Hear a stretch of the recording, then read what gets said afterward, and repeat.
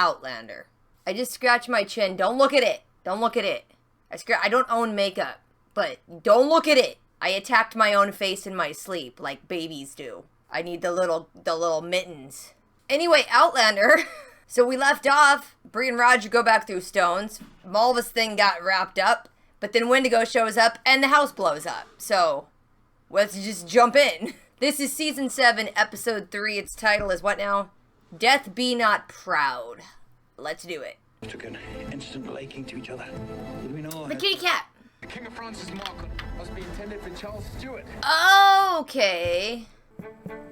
Oh man, see, I wanted them to get right into the exploding house, and I knew they weren't gonna. Now there's cars. This is deafening me. Why is this so loud? It's jaunty music is blowing my eardrums out. Well, that's pretty. What does it say? What? There's something on my glasses. Nothing happened on the show while I'm blind. Oh, I can't see. Let me pause this. I can't find the pause button. Modern-y things. Bigger kid. I've been dying to know what's inside. They look like people. What? It's like Back to the Future. What's in the box? It's what? It is like Back to the Future. You deliver it to Marty McFly in the middle of the road. As you will see if his handwriting is so pretty. So there was a boom, but that's it? When's the boom coming? Oh, the boom's delayed. You faked me out with the boom. Trying to make me think the boom happened when they were in it. Come on. Oh, dang. Everything's burning, though. Man, everything caught so fast. Hey, look at from the teaser thing. Because we're spilling so much water. Oh, that was that cool shot, though. The way it curled up. I don't think they're saving it. Was the kitty better have gotten out? No, everything's burning. Oh no. Dang. You need to make a fake obituary to make her come there in the first place. Dang. Man. You and your bloody matches. Yeah, you did play with matches. It's true. It's completely your fault. Wendigo lit one of your matches. It's cheesy. It's true. It couldn't happen. There was nothing left to burn. Look at that. You're a hero, I guess? I had to help my friend dig through her apartment after a fire, and the things that survive are weird. The way fire works is odd. Oh, all of his clothes. That's good. Yeah, gold bars. What are we doing with that? They'd be a lot more dirtier and sootier. Just Willie, Lord John's lad. No? Yeah, Lord John's. You must be proud. Ian knows what's up. He's too keen. I'm going to be my mother. Ian's too legit. Come here. Come here. Get over here. Get over here.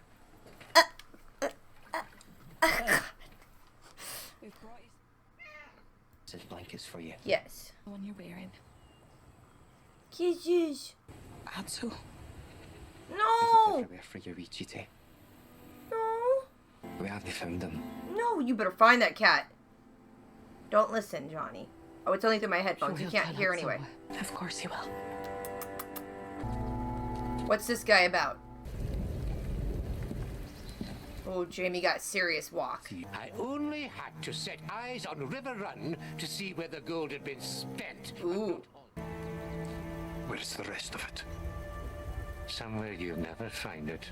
What? Treasure hunt. Take this, take your wife and go. Do not return. Yeah, get out of here. Johnny, why are you melting? What are they gonna do? I would speak with you. Oh, dang. Oh, dang. Double dang. Yep, I could tell. Didn't show the face. Had to be that chick. I thought she was... It doesn't matter if she's a boy or a girl. She shot at him. Buried treasure. She was shot in this shoulder. She should have survived. Don't cry. Hello, little cat. You're staring at me? Beautiful cat. I love all their outfits. What is the Beautiful. guardian of that? Would be Malva Christie. Aw, dope guardian. Mr. Bug? Oh gosh, what's he doing? I trust you wouldn't turn an old man away from his wife's funeral. You got a gun? Why is your hand hidden? What do you sing, Mistress Fraser? Oh, the musical episode. Well, now I know whose funeral it was. Oh, he gave her a Hunger Games pen. I didn't take her life by malice. I thought it was you. A life for a life. Too easy, Yeah. lad. Oh, gosh. When you give me your hound to kill, No! What? Get out of here! No! What is this? Stop it! he's not. It's a flea-ridden beast. Don't you do this. Kill this guy. You'll see me again. That I promise ye. You gotta kill this guy. So pretty. Look at that. Much more likely I'll be drowned, burnt, or left to rot on some battlefield. He's like, it's all good. I want to go back to Scotland. Let's go see Scotland. I bring young Ian back to her. This I mean to do. Oh, dang. Road trip. Well, water trip. I would never face my son. Plus the barrel of a gun. Ooh. You better not. This is bad. That felt like foreshadowing. Did any of them call this woman by name? Oh, he's dreaming of the future. He's dreaming of the future. Are you melting him up? Ooh, caves. Spaniard's Cave? On account of the current occupants. Oh, cool. It's like Uncharted. He's wearing his little kilt again, and it's adorable. I was kind of missing the kilt. It seems strange to ask you to pray for the safety of a voyage, which will have been long completed by the time that you learn of it. Time travel's so cool. And Charles Stuart, maybe. He was born and raised in Italy. Ended up dying in Rome. This is fun. It's a full-blown treasure hunt. We won't ask him, will we? Of course you'll ask him. Treasure. Go get that gold. You must always give money for a new blade, so it kens you for its owner, Its owner? and it will not turn. My grandpa used to do that. You have to pay for a blade. You must always blood a blade. Oh, see, I don't do that, though. No, I'm good. They always cut their thumbs, too, in shows. It's either the palm or the thumb. It's like, do somewhere else. It's not going to be annoying all the time. Just having a wee look. Yeah, why not? God, all the birds were in there. These birds were waiting to scare you. Baby. Oh, he's doing it. Little boots. He's a Broadway lad, just like his parents.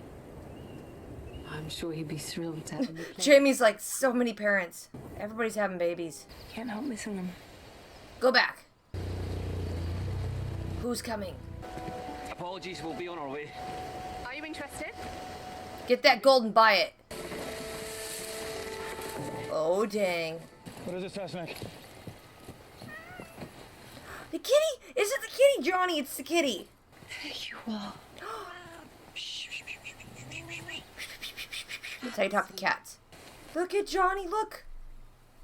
Are you alright? Johnny, look right at the cat. He's actually looking, but he doesn't care. You falling asleep, bro? Pitter pat. Oh, I've upset Johnny. Johnny, I love you too. It's just a cat. It's an amazing cat.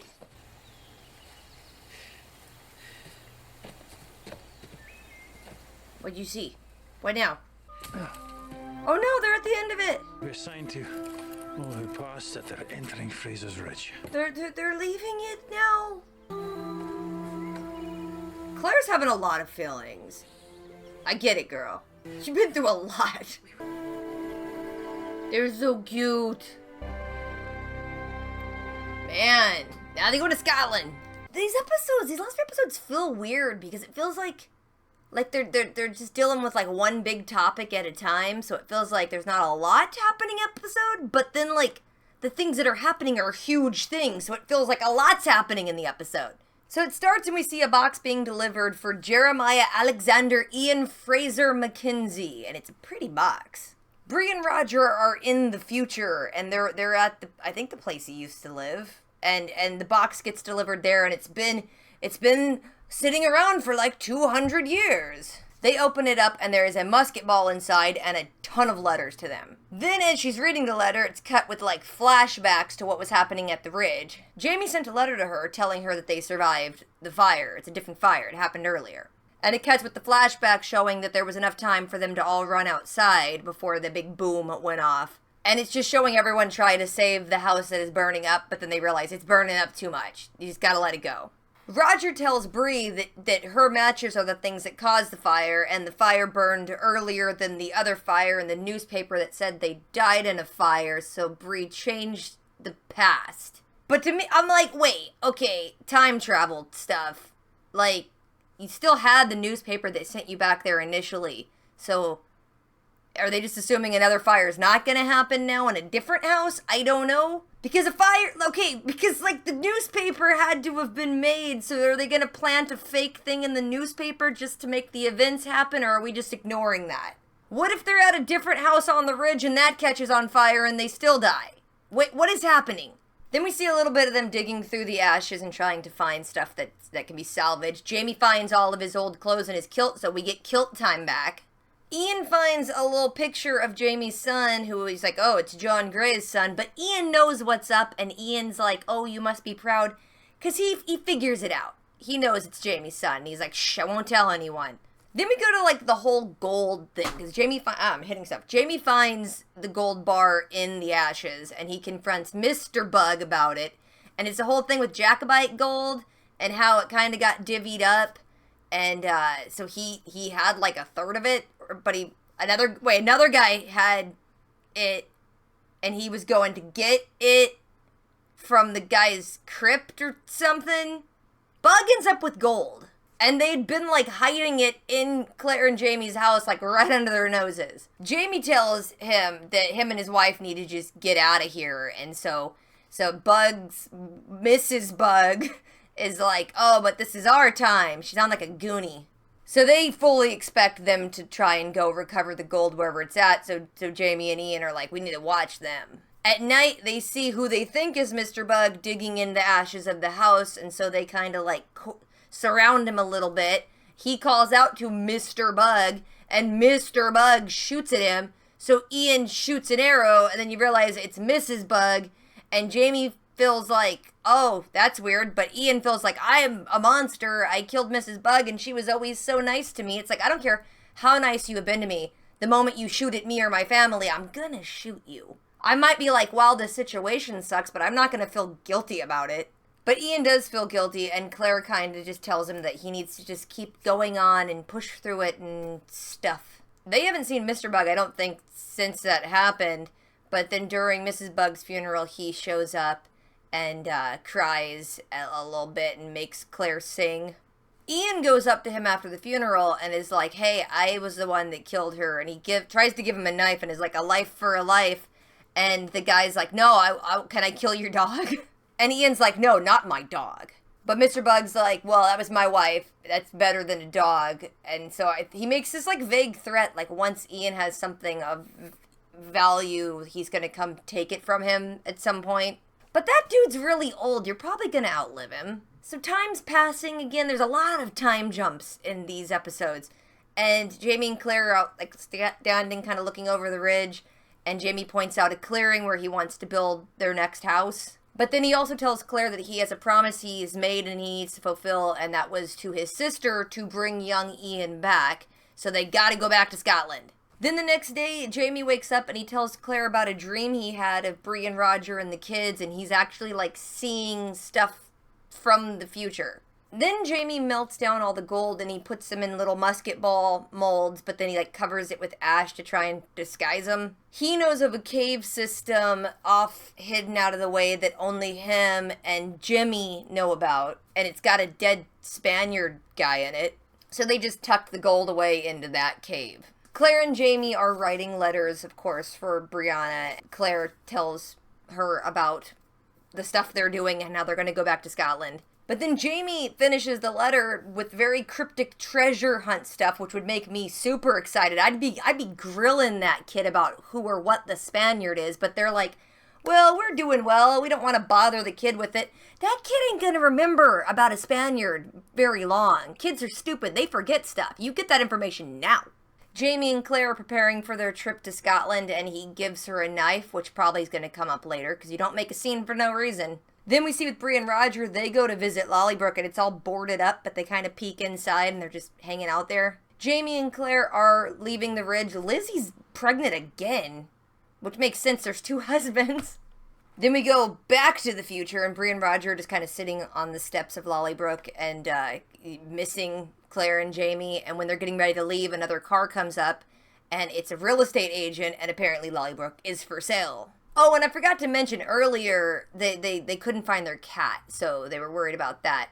So when Jamie and Claire are leaving, she hears a little meow, sees a little fur ball out there, and she's just like very moved. It was a very sweet way to end it, because she's had so much loss and so many goodbyes, but then she found her little kitty cat. And then they realized where they found him was right where they had staked the edge of their property. So like they're leaving right then to go off on their trip, and then credits. Huge plot things happening. They kind of just mentioned that their little baby girl's better now, which is cool. That got fixed off screen.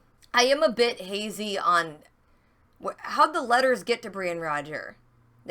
I didn't hear, I might have missed where they said, like, how those got there. Anyway, that's all I got for now. If I forgot anything or left anything out, if I'm not putting anything together, let me know in the comments. Don't forget to do the things, rate, comment, subscribe. I will catch you guys later. Until next time.